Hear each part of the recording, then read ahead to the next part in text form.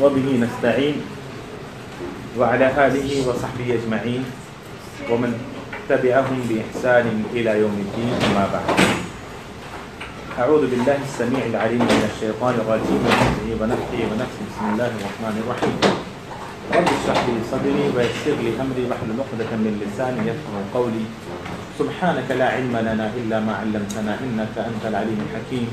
اللهم لا سهل إلا ما جعلته سهلا وأنت تجعل الحزن إذا شئت سهلا. معزز طلباء و طالبات، ابھی ہم العقیدۃ الواسطیہ پڑھنے جا رہے ہیں اور ہم پہنچے تھے اس اللہ رب العالمین کی صفت المحبت، اور ہم نے پچھلے ہفتے اس آیت کو کیا تھا اعوذ باللہ من الشیطان الرجیم وَأَحْسِنُوا إِنَّ اللَّهَ يُحِبُّ الْمُحْسِنِينَ وَأَحْسِنُوا إِنَّ اللَّهَ يُحِبُّ الْمُحْسِنِينَ. تو احسان کا مطلب بتایا تھا.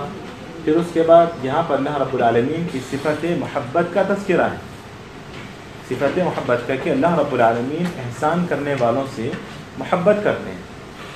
یاد رکھیں کہ انسان اللہ سے محبت کرتا ہے، اللہ انسان سے محبت کرتے ہیں. دونوں میں سب سے اونچا مقام کس کا ہے؟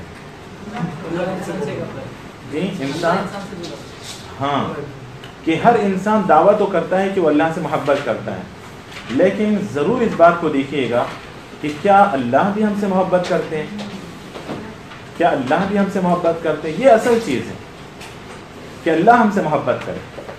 یہاں پر اللہ رب العالمین کہتے ہیں ان اللہ یحب المحسنین، اللہ محبت کرتے ہیں. اور یحب المحسنین، تو ہمیں یہ دیکھنا ہے کہ اللہ ہم سے محبت کرتا ہے. یہ اصل مقام ہے، اصل شان اس بات کی ہے کہ اللہ انسان سے محبت کرے. اللہ جب انسان سے محبت کرتا ہے تو پھر فرشتے بھی اس انسان سے محبت کرنے لگتے ہیں. پھر اللہ رب العالمین اس کی مقبولیت کو زمین میں پھیلا دیتے ہیں، پھر انسان بھی اس سے محبت کرنے لگتے ہیں اور اس کی بات کو ماننے لگ جاتے ہیں. تو یہ اللہ رب العالمین کی محبت انسان سے، اس کے یہ نتائج ہیں. تو اللہ رب العالمین احسان کرنے والوں سے محبت کرتے ہیں. یہاں پر اللہ رب العالمین کی صفت محبت کا ہمیں ثبوت ملتا ہے. اس کے بعد دوسری آیت ہے وَأَقْسِطُوا إِنَّ اللَّهَ يُحِبُّ الْمُقْسِطِينَ.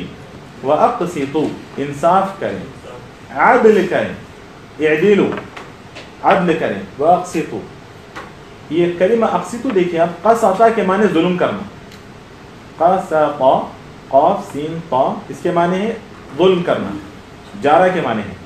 لیکن یہ قسطا جب اقسطا بن جاتا ہے تو اس کے معنی انصاف کرنا. ایسے ہی ہے، یہ عربی زبان کی یہ خصوصیت ہے، اس کی خوبصورتی ہے. یہ جو حمزہ ہے، اس حمزے کو کہتے ہیں حمزۃ النفی کہتے ہیں گرامر کی زبان میں. بعض لوگ اس کو حمزۃ السلب بھی کہتے ہیں. خطأ، جان بوجھ کے غلطی کرنا.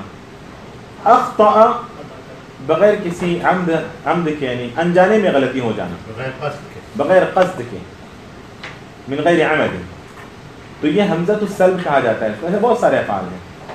تو اقسطوا، انصاف کریں، عدل کریں. ان اللہ یحب المقسطین، کیونکہ اللہ رب العالمین انصاف یعنی عدل کرنے والوں کو پسند کرتے ہیں، محبت کرتے ہیں ان سے. یہ کس کے ساتھ عدل کرنا ہے ہمیں؟ عدل جس طرح میں نے احسان کے بارے میں بتایا تھا کہ انسان اللہ کے ساتھ بھی احسان کرتا ہے اور بندوں کے ساتھ بھی احسان کرتا ہے. احسنوا فی عبادت اللہ الی عباد اللہ، کہ اللہ کی عبادت میں احسان یہ اللہ کے ساتھ احسان ہے، اور بندوں کے ساتھ احسان. یہ چیز میں نے بتا دی تھی اس ہفتے. اقسطوا، عدل کس کے ساتھ؟ عدل اللہ رب العالمین کے ساتھ. اللہ رب العالمین کے ساتھ عدل کس طرح ہوتا ہے؟ اللہ نے ہم پر بے شمار نعمتیں نچھاور کی ہیں، ان نعمتوں کو اللہ کی طرف منسوب کریں، ان پر شکر گزاری کریں اور ان نعمتوں کی قدردانی کریں. یہ اللہ رب العالمین کے ساتھ عدل ہے. اللہ رب العالمین نے ہمیں راہ راست بتایا ہے، حق کا راستہ بتایا ہے، اس راستے کی پیروی کریں. یہ اللہ رب العالمین کے ساتھ عدل ہے. اور اسی طرح نبی کریم صلی اللہ علیہ وسلم کے ساتھ بھی عدل ہوتا ہے. آپ صلی اللہ علیہ وسلم کے ساتھ عدل کا مطلب یہی ہے کہ دین کے اندر نئی نئی باتوں کو سنت کا نام دے کر ایجاد نہ کریں، آپ صلی اللہ علیہ وسلم کی سنتوں کی پیروی کریں، یہ آپ صلی اللہ علیہ وسلم کے ساتھ عدل ہے۔ انسانوں کے ساتھ بھی عدل ہے۔ انسانوں کے ساتھ عدل کا کیا مطلب ہے؟ انسانوں کے ساتھ عدل کا مطلب یہ ہے کہ انسانوں کے ساتھ ایسا معاملہ کریں جیسا آپ چاہتے ہوں کہ آپ کے ساتھ اس طرح کا معاملہ کیا جائے، یہ انسانوں کے ساتھ عدل ہے۔ آپ چاہتے ہیں کہ آپ کے ساتھ جس طرح معاملہ کیا جائے، آپ دوسروں کے ساتھ بھی اس طرح کا سلوک کریں، اس طرح کا معاملہ کریں، یہ انسانوں کے ساتھ عدل ہے۔ اسی لیے پیارے نبی صلی اللہ علیہ وسلم نے فرمایا کہ جو چاہتا ہے کہ جہنم کی آگ سے بچ جائے اور جنت میں داخل ہو جائے، فَلْتَأْتِ مَنِيَّتُهُ، اس حال میں اس کی موت آئے کہ یؤمن باللہ والیوم الآخر، کہ وہ اللہ اور آخرت کے دن پر ایمان رکھتا ہو، اور پھر وہ اپنے بھائی کے لیے وہی پسند کرے جو اپنے لیے پسند کرتا ہے، یا بھائی کے لیے اسی طرح کے سلوک کو وہ کرے جو اپنے لیے سلوک کو پسند کرتا ہے۔ اس حال میں اگر کسی کی موت آ جائے گی تو وہ جہنم سے بچ جائے گا اور جنت میں داخل ہو جائے گا۔ اسی لیے ہم کسی کے ساتھ بھی معاملہ کریں تو کرنے سے پہلے اپنی ذات کو رکھ کر دیکھیں، اپنی ذات کو سامنے رکھیں کہ کیا یہ معاملہ میں اپنی ذات کے ساتھ، میری ذات کے ساتھ اگر اس طرح ہو تو کیا میں اس کو پسند کروں گا، کیا میں اس سے راضی رہوں گا، کیا میں اس سے خوش رہوں گا۔ اگر آپ راضی ہیں تو پھر آپ اس معاملے کو، اس طرح کے سلوک کو دوسروں کے ساتھ کریں، یہ لوگوں کے ساتھ عدل ہے۔ بچوں کے ساتھ بھی عدل کی اسلام تعلیم دیتا ہے، اعدلوا بین اولادکم، اپنے اولاد کے درمیان بھی عدل کرو، انصاف کرو، اس حد تک انصاف کرو کہ اگر ایک بوسہ آپ اپنے ایک بچے کو دیتے ہو تو سب کو دے دیا کرو۔ اس حد تک اسلام نے عدل کا خیال رکھا ہے۔ انصاف، عدل، میراث میں بھی عدل کا معاملہ کرو، میراث میں بھی بچیوں کو بچیوں کے حقوق سے حقوق عطا کرو۔ بچیوں کے جو حقوق ہیں، یہ نہیں کہ جہیز کے نام سے جو کہ غیر شرعی ہے اس وقت کچھ دے دیا اور پھر وراثت جو کہ واجبی ہے اسے محروم کر دیا، یہ مسلمان نہیں ہو سکتا۔ یہ غیر شرعی چیز ہے، غیر اسلامی چیز ہے جو مسلمانوں کے درمیان آ گئی ہے کہ وہ جہیز کے نام سے جو کہ غیر شرعی ہے کچھ دے دیتے ہیں اور پھر سارے بھائی بہنوں کو وراثت سے باپ کی ماں کی محروم کر دیتے ہیں۔ نہیں، عدل کرو ان کے ساتھ۔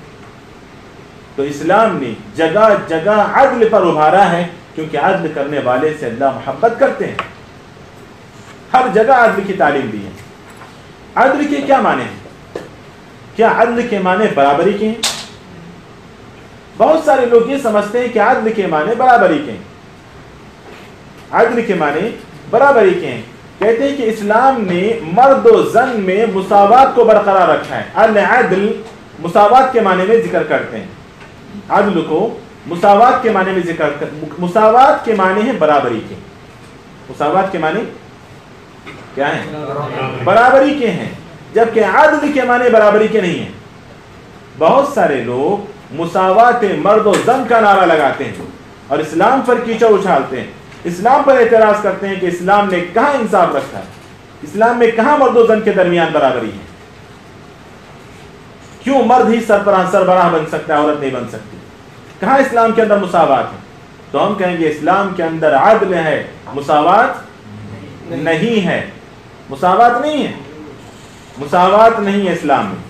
قرآن حدیث کھول کر دیکھ لیں، کہیں بھی ایک جگہ بھی کہیں آپ کو نہیں ملے گا کہ اسلام میں مرد و زن کے درمیان مساوات ہے، نہیں، عدل ہے، عدل ہے۔ البتہ قرآن کے اندر کئی مقامات پر مساوات سے مشتق لفظ آیا ہے جو کہ جہاں جہاں بھی آپ دیکھیں گے لا یستوی، لا تستوی کے الفاظ یعنی نفی کے ساتھ آیا ہے کہ بینا اور نابینا برابر نہیں ہو سکتے، جاہل عالم برابر نہیں ہو سکتے، مردہ زندہ برابر نہیں ہو سکتے۔ اسی طرح لا یستوی، لا یستوی، لا یستوی، اہل جنت اہل جہنم برابر نہیں ہو سکتے۔ تو مساوات کی نفی کی اسلام نے، لیکن جہاں ہم بات کریں گے مرد و زن کی بات، حاکم و رعایا کی بات، تو یہ دراصل یہ جو بات کرتے ہیں یہ اس کو شیوعیت کہتے ہیں، عربی میں شیوعیت کہتے ہیں، کمیونزم شاید اس کو بولتے ہیں انگلش میں۔ تو ان کی آواز ہے یہ کہ حاکم محکوم دونوں برابر ہیں، حاکم محکوم دونوں برابر ہیں، اسلام میں نہیں ہر ایک کو اس کا حق دینا یہ عدل ہے، اور اسلام اس کی تعلیم دیتا ہے، ہر کسی کو اس کا حق دینا، اعطاء کل ذی حق حقہ، عدل کی یہ تعریف ہے کہ ہر حق والے کو اس کا حق دے دینا یہ عدل ہے، اور اسلام اس کی تعلیم دیتا ہے۔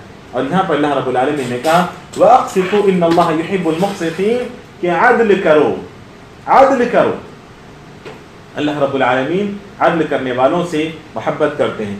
تو یہاں بھی اللہ رب العالمین کی صفت محبت کا ثبوت ہمیں ملتا ہے اس آیت کریمہ سے۔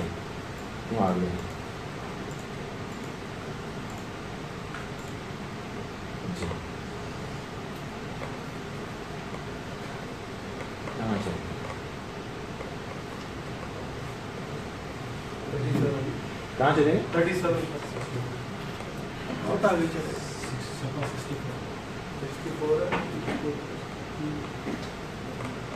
جی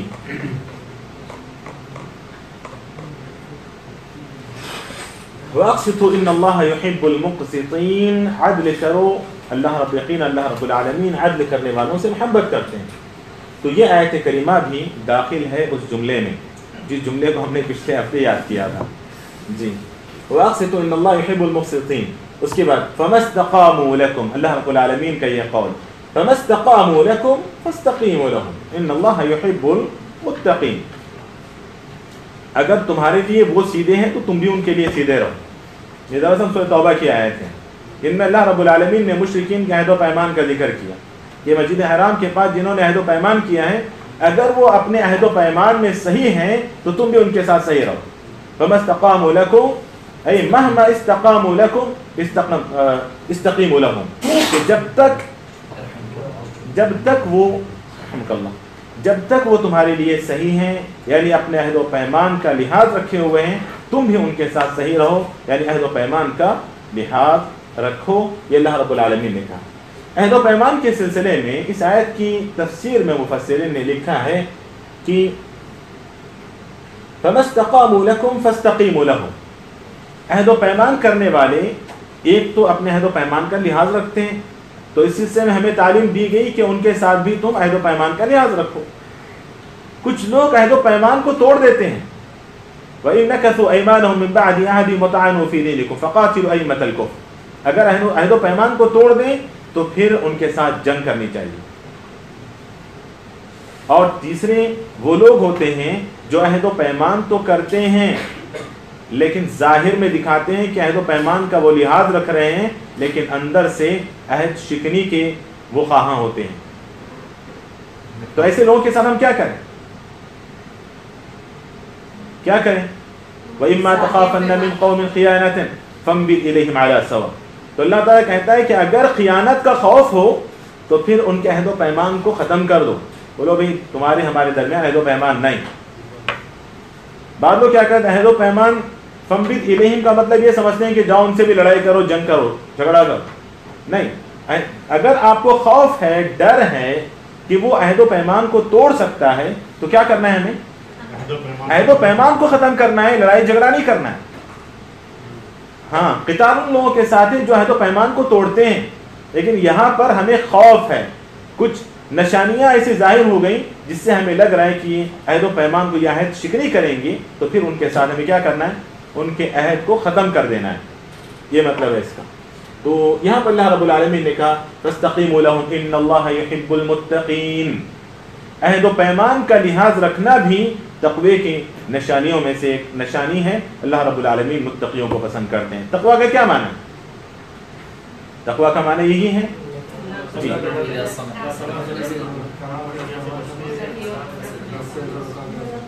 اوامر پر عمل کرنا، نواہی سے بچنا، یہ سب سے جامع تعریف ہے۔ اپنے آپ کو جہنم سے بچانا، اوامر پر عمل کرتے ہوئے، نواہی سے بچتے ہوئے۔ کیا مطلب ہے اوامر کا الحمدہ؟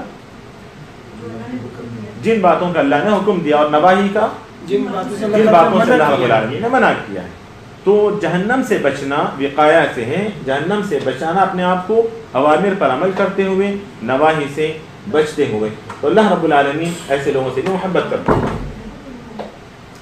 ان اللہ یحب التوابین، اس آیت کریمہ میں بھی اللہ رب العالمین کی صفت ثبوت، صفت محبت کا بھی ثبوت ملتا ہے، اور اللہ رب العالمین کے صفت الوہیت کا بھی ثبوت ملتا ہے۔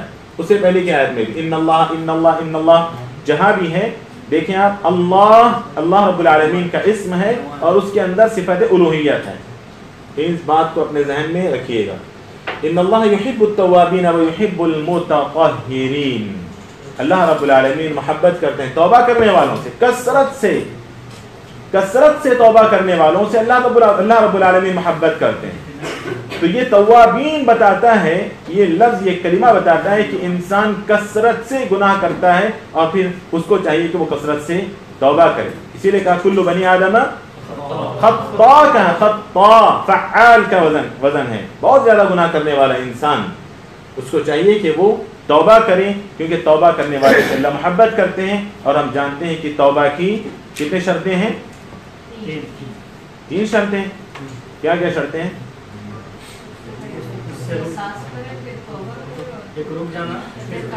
گناہ سے رک جانا، شرمندہ ہونا، رک جانا، آئندہ نہ کرنے کا ارادہ کرنا، اور ایسے وقت میں توبہ کرنا کہ قبولیت کا وقت ہو۔ سورج مغرب سے نکل گیا تو توبہ قبول نہیں ہوگی، سکرات کی حالت میں توبہ نہیں قبول ہوگی۔ تو قبولیت کا وقت بھی شرط ہے توبہ کے شرائط میں سے۔ تو جی کون سا؟ جی ایک تو یہ کہ انسان گناہ پر شرمندہ ہو،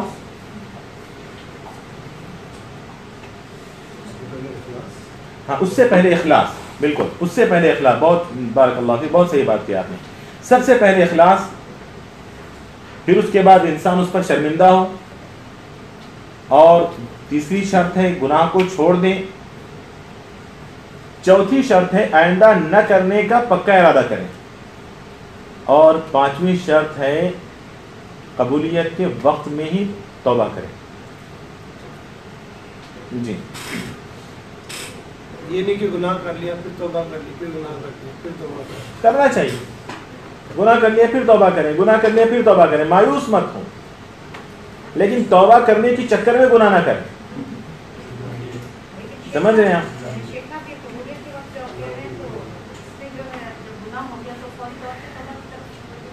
فوری، اسی لیے میں کہا فوری توبہ کی طرف ہو، جو فوری توبہ کریں۔ ہاں انتظار نہیں، چلو اگلا سال حج کر کے ہی سب معافی مانگ لیں گے، اگلے سال تو میں حج کو جانے والا ہی ہوں، اب چلو اس سال کر لیتے ہیں، کیونکہ وہاں سے واپس ہو کر تو ہم بالکل ماں کے پیٹ سے نکلے ہوئے بچے کی طرح پاک ہو جائیں گے، تو سب کر لیتے ہیں، حرام بھی کھا لیتے ہیں، سب کھا لیتے ہیں، ایسے نہیں۔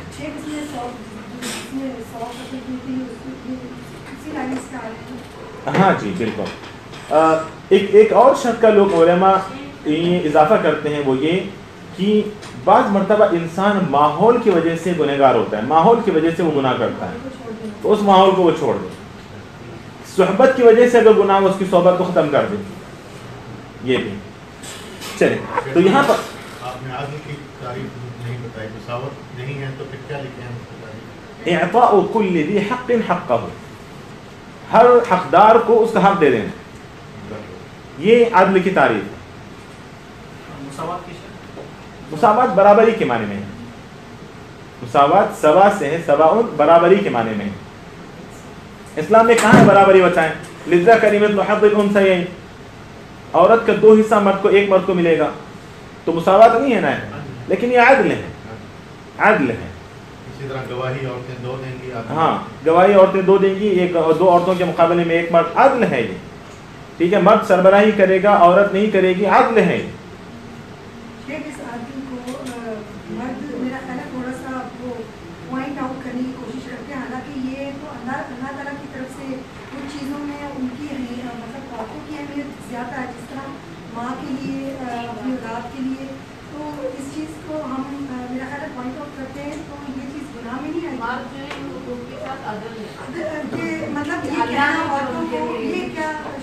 دیکھیں اللہ نے عدل کیا ہے، ہر ایک کو حقوق دیے ہیں اللہ تعالیٰ نے، ٹھیک ہے، اور پورے عدل کے ساتھ۔ اللہ عدل ہے، اللہ خود عدل ہے، اس نے عدل مبالغے کا صیغہ ہے، عادل اسم الفاعل ہے، عدل جو ہے نا وہ مبالغے کا ہے، بہت زیادہ انصاف کرنے والا، اس لیے عبد العادل بھی نام رکھتے ہیں لوگ جی۔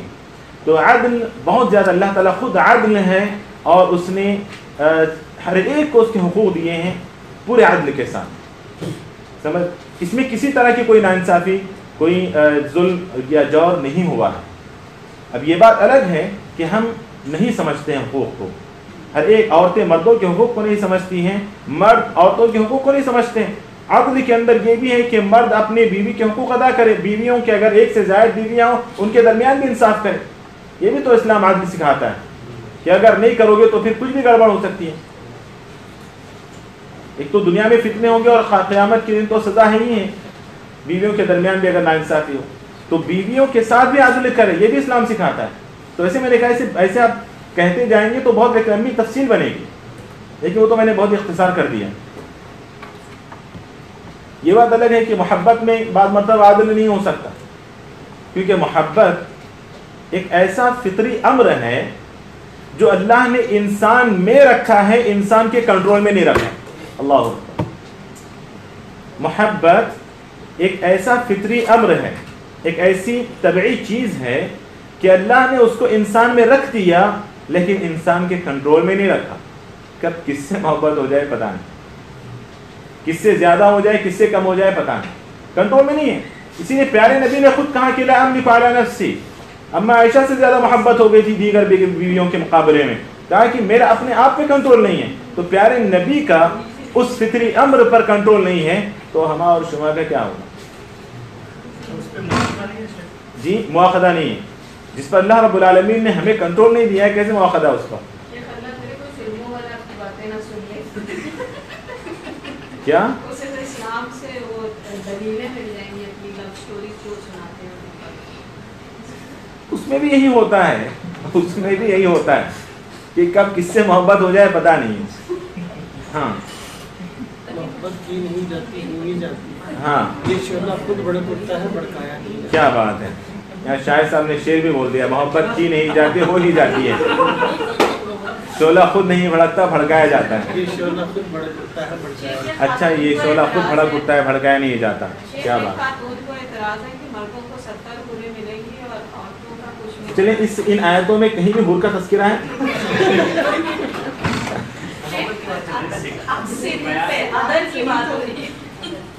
بالکل عدل ہے، وہ بھی عدل ہے۔ چلیں ان اللہ یحب التوابین ویحب المتطہرین، یہاں دیکھیں اللہ رب العالمین نے محبت کا وعدہ کیا ہے ان لوگوں سے جو باطنی طہارت کا خیال رکھتے ہیں اور ظاہری طہارت کا بھی خیال رکھتے ہیں۔ اس آیت کریمہ میں اللہ نے بتایا ان اللہ یحب التوابین، التوابین توبہ کرنے والے دراصل باطنی نجاست کو پاک کر رہے ہوتے ہیں۔ جی گناہوں سے اپنے آپ کو پاک کرنا یہ دراصل باطنی نجاست سے صفائی ہے۔ تو یہاں اللہ نے اس آیت کریمہ میں وعدہ کیا ہے کہ جو لوگ باطنی نجاست سے طہارت کا خیال رکھتے ہیں اللہ ان سے بھی محبت کرتے ہیں، اور جو ظاہری نجاست سے پاکی کا لحاظ رکھتے ہیں اللہ ان سے بھی محبت کرتے ہیں۔ کیا ہم یہ نہیں کہہ سکتے یہاں پر ان اللہ یحب المتطہرین، ہم وضو کرتے ہیں اللہ ہم سے محبت کرتے ہیں، ہم نہاتے ہیں اللہ ہم سے محبت کرتے ہیں، ہم اپنے کپڑوں کو بھی دھوتے ہیں اللہ ہم سے محبت کرتے ہیں، کرتے نہیں کرتے؟ میں نہیں بول رہا ہوں، اللہ تعالیٰ کہہ رہے ہیں یحب المتطہرین، ظاہری نجاست پیشاب کا ایک قطرہ آپ کے جسم پر پڑ جاتا ہے، اس احساس کے ساتھ آپ اس کو صاف کریں کہ اللہ آپ سے محبت کرے گا۔ ظاہری نجاست سے دوری یہ تو آپ کی طبیعت اور مزاج کی بات ہے، لیکن اس احساس کے ساتھ آپ ظاہری صفائی بھی حاصل کریں کہ اللہ نے محبت کا وعدہ کیا ہے۔ اللہ غافل ہیں ہم لوگ ان تمام باتوں سے کہ کتنی چھوٹی چھوٹی باتیں ہیں، لیکن ذرا سا اس احساس کے ساتھ کریں تو کرنے میں بھی مزہ آئے گا آپ کو، کہ ہم ناک بھی صاف کر رہے ہیں اللہ ہم سے محبت کر رہا ہے، حمام جا کے آ رہے ہیں اللہ ہم سے محبت کر رہے ہیں، پاکی کا لحاظ رکھ رہے ہیں۔ اللہ اکبر۔ تو اس آیت کریمہ میں اللہ رب العالمین نے ظاہری و باطنی نجاست سے طہارت پر محبت کا وعدہ کیا ہے کہ ان اللہ یحب التوابین ویحب المتطہرین۔ تو اس سے بھی اللہ رب العالمین کے صفت الوہیت اور صفت محبت کا ثبوت مل رہا ہے اس آیت کریمہ میں۔ اس کے بعد اللہ نے کہا کہ فسوف یأتی اللہ بقوم یحبهم ویحبونہ، اگر آپ لوگ نہیں سدھرو گے تو اللہ تعالیٰ ایک ایسی قوم کو لائے گا جو اللہ سے محبت کرے گی، اللہ ان سے محبت کرے گا۔ یا ایھا الذین آمنوا من یرتد منکم عن دینہ فیموت وهو کافر، اس کے بعد کیا ہے؟ نہیں، اس سے پہلے کا، اس سے فسوف یأتی اللہ بقوم یحبهم ویحبونہ، نہیں اس سے پہلے کا پڑھے نا، اس آیت سے پہلے کا پڑھیں، جو حافظ ہیں وہ پڑھیں۔ منکم عن دینہ فیموت وهو کافر فاولئک حبط اعمالهم فی الدنیا۔ فسوف یأتی اللہ، میں اس طرح کی غور آیت دی، وہاں چلا جا رہا تھا۔ یا ایھا الذین آمنوا من یرتد منکم عن دینہ فسوف یأتی اللہ بقوم یحبهم ویحبونہ، دین کو چھوڑ دو گے اللہ کا کوئی نقصان نہیں ہے، نعوذ باللہ، اللہ کو کوئی نقصان نہیں پہنچا سکتا، سارے کے سارے لوگ بھی اللہ کو چھوڑ کر غیر اللہ کی عبادت میں لگ جائیں، اللہ کا رتی برابر کوئی نقصان ہونے والا نہیں ہے۔ اللہ ایک ایسی قوم کو لائے گا، فسوف یأتی اللہ بقوم یحبهم ویحبونہ، کہ اللہ رب العالمین سے وہ محبت کریں گے اور اللہ ان سے محبت کرے گا۔ تو یہاں بھی اس آیت کریمہ میں بھی اللہ رب العالمین کی صفت محبت کا ثبوت ملتا ہے۔ ان اللہ یحب الذین یقاتلون فی سبیلہ صفا کأنہم بنیان مرصوص، سورۃ الصف کی آیت کریمہ ہے۔ اس آیت کریمہ میں اللہ رب العالمین نے 5 باتوں کا ذکر کیا ہے کہ جو ان 5 باتوں کو اپناتے ہیں اللہ تعالیٰ ان سے وہ محبت کرتے ہیں۔ یقاتلون فی سبیلہ، یقاتلون نمبر 1 جو جہاد کرتے ہیں اللہ کی راہ میں، فی سبیلہ سے پتہ چل رہا ہے کہ اخلاص کے ساتھ اللہ کی راہ میں جہاد کرتے ہیں، اللہ ان سے محبت کرتے ہیں۔ یقاتلون فی سبیلہ صفا، بکھر کر نہیں، اکٹھے ہو کر، بالکل اکٹھے ہو کر، صفا۔ دیکھیں صف نماز میں بھی اس کا لحاظ رکھنے کے لیے کہا گیا، اس لیے بعض محدثین لکھتے ہیں، بعض مفسرین لکھتے ہیں اس آیت کی تفسیر میں کہ نماز بھی الصلاۃ کہتے ہیں کہ جہاد مصغر، وہ بھی ایک چھوٹا جہاد ہے جس میں آپ کی ٹریننگ دی جا رہی ہے، آپ کی تربیت کی جا رہی ہے کہ آپ صفوں کا خیال رکھیں، ایک دوسرے سے قریب قریب کھڑے ہوں، ایسے نہیں کہ جن کو چھوچات کا مرض لگا ہوا ہے، پیر لگا رہے ہیں تو بھاگ رہے ہیں، لگا رہے ہیں تو بھاگ رہے ہیں، لگا رہے تو بھاگ رہے ہیں۔ شریعت کہتی ہے کہ بالکل ٹخنے سے ٹخنے لگا کے کھڑے ہوں، اپنے ٹخنے کو اپنے ٹخنے سے نہیں، اپنے پیر کو اپنے پیر سے نہیں، اپنے بازو والے کے پیر سے۔ کچھ لوگ کھڑے ہوتے ہیں اپنے پیر کو اپنے پیر سے لگا کے کھڑے ہو جاتے ہیں، غلط ہے۔ نبی کریم صلی اللہ علیہ وسلم، اسی لیے دیکھیے نماز میں امام کی ذمہ داری ہے کہ وہ صفوں کو سیدھا کرے، اور اسی طرح جہاد میں بھی جو کمانڈر ہوتا ہے اس کی ذمہ داری ہوتی ہے کہ وہ فوجیوں کے صفوں کو صحیح کرے، وہاں بھی صف کا لحاظ رکھنے کا ہمیں حکم دیا گیا۔ تو منتشر کیا ہے وہ شعر، منتشر ہو کر ہم کچھ نہیں، ایک ہو جائے تو بن سکتے ہیں خورشید مبین، ورنہ ان بکھرے ہوئے تاروں سے کیا بات بنے۔ بالکل، تو یقاتلون فی سبیل صفا کأنہم بنیان، اللہ اکبر، کأنہم بنیان مرصوص، ایسے ویسے نہیں، بالکل ایک چیز پگھلائی ہوئی جو دیوار ہوتی ہے، عمارت ہوتی ہے، بہت ہی مضبوط ہوتی ہے، ایسے مضبوط طریقے سے، ہاں سیسا پلائی ہوئی، اس کو سیس بھی کہتے ہیں، سیسا بھی کہتے ہیں، تو وہ پلائی ہوئی دیوار بہت ہی مضبوط ہوتی ہے۔ تو ایسی مضبوطی کے ساتھ جو اللہ کی راہ میں پورے اخلاص کے ساتھ ایک صف ہو کر، ایک بن کر جو اللہ کی راہ میں جہاد کرتے ہیں، اللہ نے ان سے بھی محبت کا وعدہ کیا ہے یہاں پر۔ اس کے بعد ان اللہ یحب الذین یقاتلون جہاد سبیلہ، اخلاص، اور پھر شیخ آئے میرے خیال ہاں وحدت کے اتحاد کے ساتھ، انتشار کے بغیر۔ ایک رہ گیا، فی الحال 4 لکھ لیں، اگر یہ آ گیا بتا دوں گا۔ شیخ آ گئے ہیں۔ اللہ تعالیٰ سے دعا ہے کہ اللہ رب العالمین جو کچھ باتیں ہم نے سنی عمل کی توفیق عطا فرمائے۔ صلی اللہ علیہ وسلم و بارک علی نبینا محمد وعلی آلہ وصحبہ، والحمد للہ رب العالمین۔